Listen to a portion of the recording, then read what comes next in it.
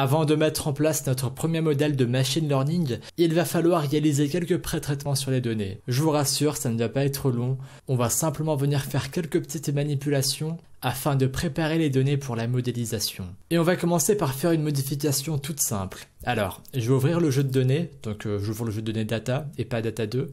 Et ce qu'on va faire maintenant, c'est qu'on va transformer toutes les variables qualitatives du jeu de données, comme par exemple sexe, CP, FBS, reste ECG, en variables binaires. Qu'est-ce que j'entends par là? Alors, je vais prendre l'exemple de la variable CP. La variable CP a 4 modalités. Donc 4 différentes valeurs possibles.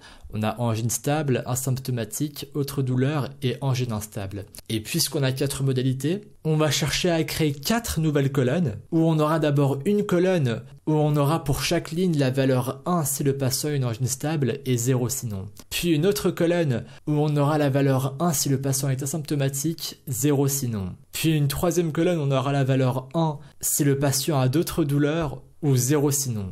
Et enfin, une dernière colonne où, vous l'aurez compris, on aura la valeur 1 si le patient a une angine instable ou 0 sinon. Alors, pourquoi est-ce qu'on va chercher à faire cela? Tout simplement parce que le modèle de régression logistique traite mieux les variables qualitatives qui sont transformées au format binaire comme ceci. En effet, il y a des modalités de certaines variables qui ne sont pas forcément très intéressantes pour la modélisation, qui n'ont pas vraiment d'impact pour la variable d'intérêt, et le fait du coup de séparer chaque modalité, donc chaque réponse possible, chaque valeur possible dans des colonnes différentes, ça permet tout simplement au modèle de choisir les colonnes les plus importantes, donc les modalités les plus importantes, et ça offre parfois des meilleurs résultats, en plus d'être beaucoup plus pratique, vous le verrez. Alors en réalité, ce n'est pas une transformation qui est indispensable. On peut très bien créer notre modèle sans procéder à cette transformation. Mais moi, pour ce projet, je tiens quand même à le faire déjà pour vous montrer que c'est possible et vous montrer comment ça marche. Et également parce que voilà, comme je vous l'ai dit, on peut obtenir des meilleurs résultats avec cette transformation.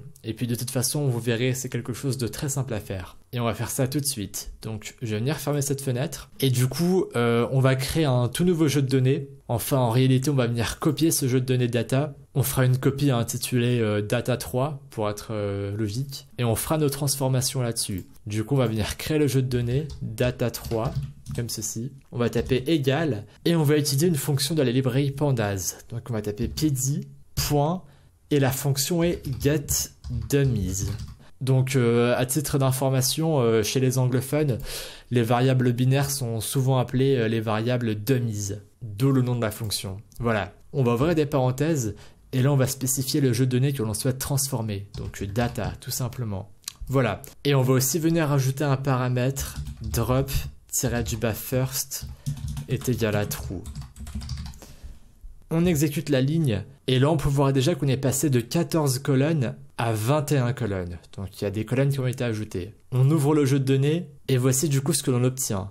Donc on a une première colonne sexe-homme qui prend du coup la valeur 1 si le patient est un homme, 0 sinon. Donc ça c'est la transformation qui a eu lieu pour la variable sexe. Ensuite, on peut voir que du coup voilà, on a créé de nouvelles colonnes pour les variables CP, enfin pour les modalités de la variable CP, où du coup là ici on a une colonne CP-du-bas angine stable où on a 1 si le patient a une angine stable ou 0 sinon. On a ensuite une colonne CP asymptomatique où on a tout simplement la valeur 1 si le patient était asymptomatique, 0 sinon. Puis une autre colonne CP autre douleur où on a 1 si le patient avait d'autres douleurs, 0 sinon. Et du coup on a fait les mêmes transformations pour toutes les autres variables qualitatives. Et de cette façon, il sera beaucoup plus facile de modéler notre modèle par la suite. Vous allez voir. Alors d'ailleurs, juste pour faciliter un peu l'écriture du code pour le modèle, on peut voir que la variable targetWe a également été modifiée. Alors, je vais un peu l'élargir, si la fenêtre me le permet, voilà. Alors en réalité, pour les variables qui avaient seulement 2 modalités, il n'y a pas grand chose qui a été modifié puisqu'il s'agit en réalité déjà de variables binaires, puisque quand on parle de variables binaires, c'est des variables où on a tout simplement 2 modalités. Donc ça n'a pas vraiment de sens si on cherche à transformer une variable binaire en variable binaire en fait. C'est pour ça que pour target, on n'a qu'une seule colonne qui a été créée et en réalité c'est du coup la même que celle que l'on avait avant. Mais du coup, moi ce que je voudrais faire, c'est modifier le nom de la variable et au lieu d'avoir targetWe, je vais juste remplacer ça par target, histoire de faciliter l'écriture de notre code ensuite pour faire le modèle. Donc ici, je vais venir taper changement du nom de la colonne target. Et du coup, on va venir utiliser une fonction pour modifier le nom de la colonne. On va venir taper le nom du jeu de données, data3, est égal à data3.rename, entre parenthèses, columns, comme ceci, est égal à, on ouvre des accolades, puis des guillemets, et on va taper du coup le nom de la variable dans le jeu de données, égal, alors non, c'est pas égal d'ailleurs, c'est les 2 points, voilà, et on va mettre target. Donc on remplace target oui par le nom que l'on souhaite mettre. Et d'ailleurs, si vous souhaitez modifier le nom d'autres variables, vous pouvez simplement mettre une virgule, puis répéter le processus. Mais du coup, nous, on va juste chercher à modifier le nom de la variable target, puisque c'est plus pratique de l'avoir sous ce format que sous ce format.